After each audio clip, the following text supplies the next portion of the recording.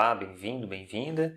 Estamos finalizando essa última parte do nosso curso e também encerrando o nosso curso com uma breve revisão.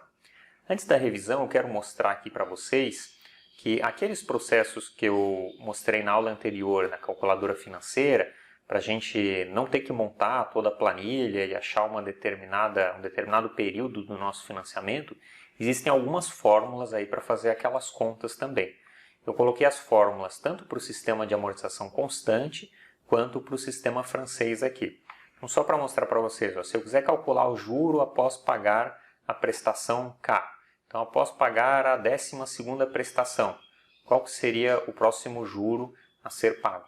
Então tem essa fórmula aqui, onde eu tenho P é o valor do financiamento, N é o prazo e K é a prestação que eu quero encontrar, quer dizer, o valor de juro após essa prestação, pode ser a prestação 12, como foi o exemplo anterior ali, tá? No exemplo anterior, a calculadora financeira, ela mostra os valores totais lá de juros, o valor total que foi amortizado, mas eu também posso utilizar ela para achar um valor de juro num determinado período, né? Inclusive, se eu calcular de um período para o outro, eu vou encontrar também essa diferença, né? Aqui, nessa fórmula, ele vai dar direto o juro, tá?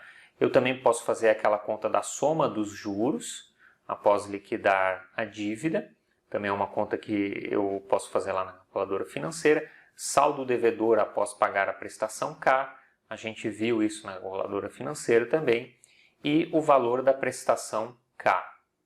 Tá? Vejam que aqui eu tenho sistema de amortização constante. Então, a amortização, como é constante, não interessa, eu não preciso de uma fórmula para achar ela em um determinado período. Mas a prestação, sim, a prestação varia. Então, é essa fórmula aqui para eu achar uma prestação em um determinado período. E agora, para o sistema de amortização francês, de prestação constante, então eu posso calcular o juro após pagar uma determinada prestação, em um determinado período, fazer a soma de juros após liquidar a dívida, calcular o saldo devedor após pagar a prestação K e também calcular o valor da amortização num determinado período. Essas aqui são as fórmulas.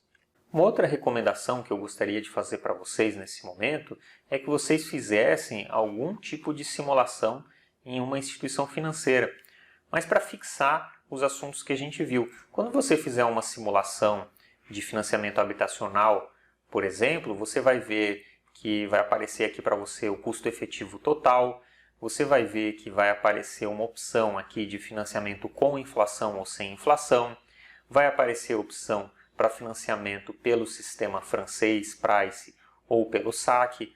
Então você vai conseguir fixar aqui muitos assuntos que a gente viu ao longo do nosso curso, né? E é claro, taxa de juros que a gente viu lá no começo do curso é o básico aqui para a gente poder fazer essas contas. Você pode dar uma olhadinha na simulação. Eu tenho certeza que você vai entender muito melhor aqui esses parâmetros da simulação depois que você fizer o nosso curso, né? Então fica uma sugestão aqui, vai servir até para você fixar o conteúdo. Então, revisando o que nós conversamos nessa parte, quinta parte do nosso curso, a gente falou sobre prestação.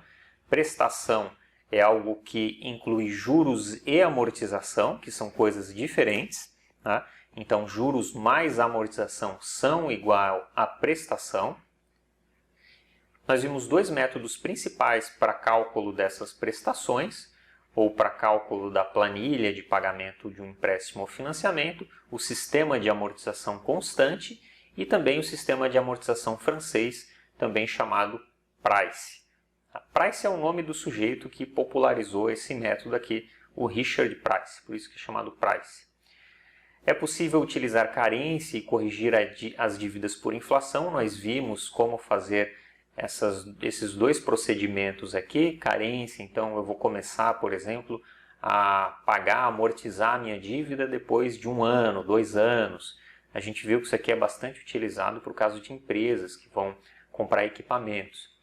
E também corrigir dívidas. É o que eu acabei de mostrar aqui para vocês, sugerindo que vocês fizessem uma simulação no site de alguma instituição financeira, porque vocês vão ver lá que no caso do financiamento habitacional já aparece a opção para fazer correção pelo IPCA, por exemplo. Então, corrigir dívidas por inflação nós vimos aí algumas formas de fazer isso. A gente pode corrigir fazendo a cobrança dessa correção a cada prestação, ou também cobrar uma parte da correção e capitalizar outra parte no saldo devedor. Foram dois procedimentos que a gente viu, e a gente viu que dessa primeira forma aqui a prestação acaba ficando um pouco maior, então o mais comum é a utilização dessa segunda forma, que vai fazer com que a prestação acabe cabendo aí no bolso do devedor.